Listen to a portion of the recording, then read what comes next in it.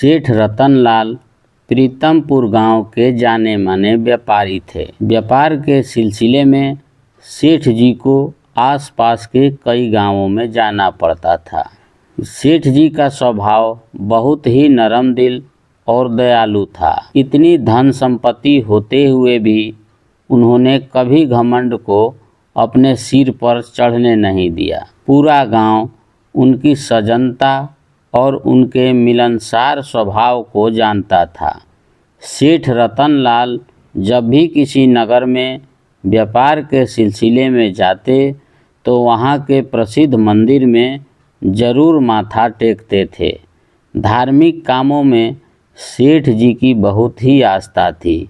एक बार सेठ रतनलाल को व्यापार के लिए दूसरे गांव में जाना पड़ा। वहाँ पर सेठ जी ने वहाँ के प्रसिद्ध मंदिर के बारे में सुना तो वहाँ माथा टेकने पहुँच गए। जब सेठ जी मंदिर में जा रहे थे तो मंदिर की सीढ़ियाँ पर एक भिखारी बैठा था। उस भिखारी ने अपने सामने दो चीज़ें रखी हुई थी, एक कटोरा जिसमें कुछ सिक्के थे और साथ ही में एक कपड़े पर कुछ फूल रखे हुए थे। जब भी कोई उस भिखारी के कटोरे में सिक्के डालता तो एक फूल उठा लेता था। कुछ लोग बिना फूल उठाए भी उसके कटोरे में भीख डाल देते।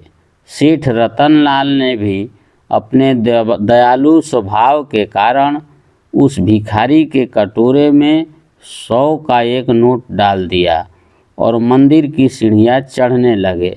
अभी सेठ जी 5-7 सीढ़ियाँ चढ़ी हुई थी कि वापस भिखारी की तरफ आए और उन्होंने भिखारी के सामने फूलों में से कि कुछ फूल उठाए और भिखारी से कहा, मैंने तुम्हें पैसे दिए हैं लेकिन बदले में कुछ फूल लेना भूल गया।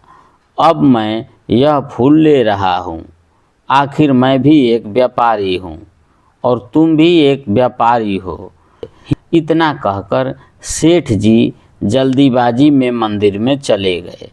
रोज़ मंदिर में बैठकर कुछ सिक्के इकट्ठे करने वाला वह भिखारी, उसके लिए 100 रुपया का नोट एक बड़ी रकम थी। इसके बाद सेठ रतनलाल मंदिर में भगवान के दर्शन करके वापस चले गए और अपना व्यापार का काम पूरा करने के बाद अपने गांव लौट गए। अपने गांव वापस पहुंचकर सेठ जी पहले की तरह अपने काम धंधे में व्यस्त हो गए। अपनी धीरे धीरे 1 साल बीत गया। सेठ रतनलाल को एक बार फिर से उसी गांव में जाना पड़ा, लेकिन इस बार व्यापार के लिए नहीं बल्कि एक शादी के समारोह में हिस्सा लेने के लिए। सेठ जी एक बार फिर इस गांव में पहुँचे।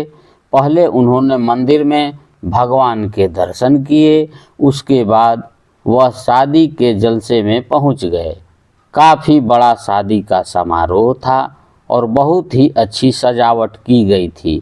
खास तौर पर फूलों की सजावट तो देखने लायक थी। सेठ जी भी इतनी शानदार सजावट को देखकर हैरान थे। अभी सेठ रतनलाल वहाँ की सजावट को देख ही रहे थे कि तभी एक आवाज़ उन्हें सुनाई दी। उनसे कह रहा था, नमस्कार सेठ जी, आप कैसे हैं? आप सेठ जी ने घूमकर उस आदमी की तरफ देखा। एक बहुत ही अच्छी पोशाक पहने हुए एक आदमी जो शायद कोई अमीर व्यापारी जान पड़ता था। सेठ जी ने विनम्रता से कहा, माफ़ कीजिए पर मैंने आपको पहचाना नहीं, कौन हैं आप? उस आदमी ने कहा, सेठ जी हम पहले भी मिल चुके हैं। सेठ जी ने हैरानी भरे स्वर में कहा, मुझे याद नहीं आ रहा। वह आदमी बोला, सेठ जी 1 साल पहले इसी नगर के एक मंदिर की सीढ़ियों पर आपने एक भिखारी को 100 रुपये दिए थे और कहा था कि तुम भी एक व्यापारी हो और मैं भी एक व्यापारी हूँ। सेठ जी ने दिमाग पर जोर डालते हुए कहा, हाँ याद आया, उस भिखारी के बारे में तुम कैसे जानते हो? आदमी बोला, सेठ जी मैं ही वह भिखारी हूँ। यह सुनकर सेठ जी हैरान भी थे और खुश भी, और वह बोले, अच्छा पर आज तो तुम बिल्कुल बदले हुए हो। वह कैसे? उस आदमी ने जवाब दिया, सेठ जी जब आपने मेरे सामने से फूल उठाए और मुझसे कहा कि मैं एक व्यापारी हूँ और तुम भी एक व्यापारी हो, तो ना जाने क्यों यह बात मेरे दिल में घर कर गई। आज तक मुझे सभी ने भिखारी ही कहा और भिखारी ही माना है, लेकिन जब आपने मुझे एक व्यापारी कहा तो आपने मुझे इतना सम्मान दिया और मेरा सोया हुआ आत्मसम्मान एक बार फिर से जाग गया। मैं जब उस पूरी रात को सो नहीं पाया, आपके कहे यह शब्द मेरे कानों में गूंजते रहे। अगले ही दिन मैंने भी मांगना बंद कर दिया और आपके दिए हुए 100 रुपये से मैंने फूलों का व्यापार शुरू कर दिया। शुरू में मैं मंदिर के बाहर ही फूल मालाएं बेचता रहा और धीरे धीरे मेरा फूलों का व्यापार इतना अच्छा चल पड़ा कि अब मैं बड़े बड़े व्यवसायों में भी फूलों की सजावट करता हूँ। और इस समारोह में भी फूलों की सजावट जो आप देख रहे हैं वह मैंने ही करवाई है। उस आदमी ने आगे कहा, आपके कहे हुए कुछ शब्दों ने मेरी पूरी ज़िंदगी ही बदल दी। मैं एक भिखारी से एक व्यापारी बन गया। यह सब आपकी ही मेहरबानी है। कि सेठ जी ने उस व्यक्ति से कहा, यह मेरी नहीं बल्कि कि तुम्हारी ही मेहनत का नतीजा है। मैंने तो तुम्हें सिर्फ एक रास्ता दिखाया था, उस रास्ते पर तुम अपनी मेहनत से आगे बढ़े हो और अपनी काबिलियत को भी साबित किया। इसी तरह आगे बढ़ते रहना और किसी न किसी ज़रूरतमंद की सहायता करते रहना। ऐसा कहकर वह दोनों शादी के समारोह का आनंद लेने लगे।